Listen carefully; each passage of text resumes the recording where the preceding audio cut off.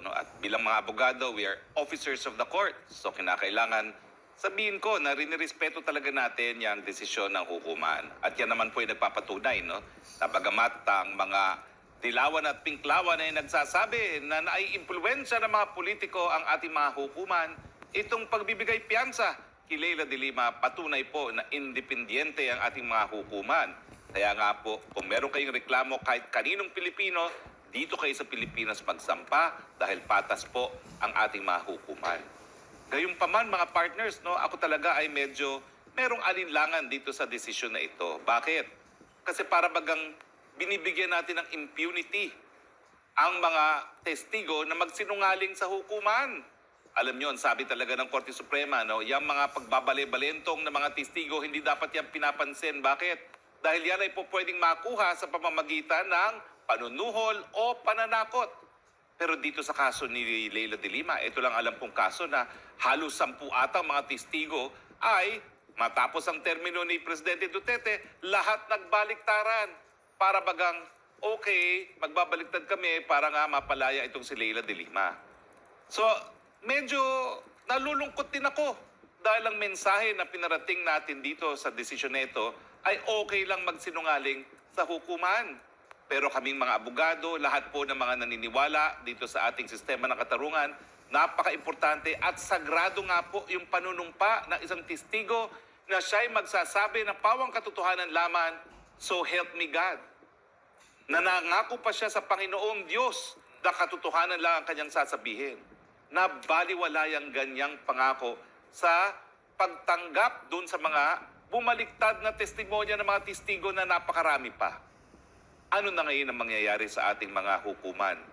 Ang mga testigo ngayon, hindi na sila mag-aatubili magsinungaling dahil alam nila na kapag ang akusado ay isang influential na tao, na kapag akusado, suportado ng mga puti at sinasabing siya ay di umano biktima ng persecution, ay pwede na palang magsinungaling.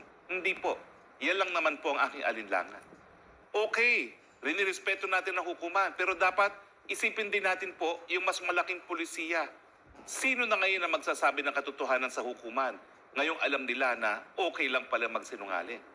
Yung pagbabaliktad po ng ginawa mga testigo, yan po yung pagsisinungaling. Dahil either may kinalaman o walang kinalaman si Leila de Lima sa kalakalan ng droga. Ito naman po yung napakaseryosong akusasyon. Hindi lang po gramo-gramo ang pinag-uusapan dito. Itong Ragos, siya ay isang deputy director ng NBI, bihasang pulis. Paano naman siya matatakot ng kahit sino? At ako, nung narinig ko ang testimonya mismo ni Ragos, at isa ako sa pinakaunang nakarinig, kung hindi ako ang pinakauna, abay, nagtaka ako. Siya ay deputy director ng NBI nung panahon na si Leila de Lima ay kalihim ng Department of Justice. Tao siya ni Leila de Lima. Bakit siya ganung magsalita laban kay Leila de Lima kung hindi po ito katotohanan lamang? Naintindihan ko naman na walang magagawa hukuman kapag bumaliktad. Pero kaya nga po ang sinabi ng Korte Suprema, huwag niyong bigyan ng pansin yan, lalong-lalo na kung napakadami ng pagkakataon na nanumpa ang testigo. For instance, si Ragos. Nanumpa yan sa kamera. Kongresista pa po ako noon. Napanood ko, nakita ko sa sariling mata ko at aking tenga yung panunumpa ni Ragos na pawang katotohanan lang ang kanyang sasabihin. Matapos yan, nanumpa rin si Ragos sa piskalya. Pangalawang beses. Matapos yan, tumistigo siya. Ilang beses siya tumistigo ron. Parang 4 na beses siya tumistigo. At least 6 na beses siya nanumpa. Tapos biglang bumalentong at sinabi, tinakot lang ako. Pwede ba yun?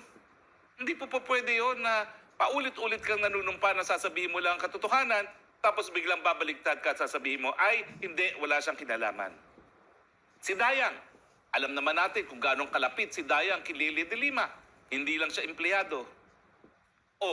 Bakit pagsasalita ng ganun?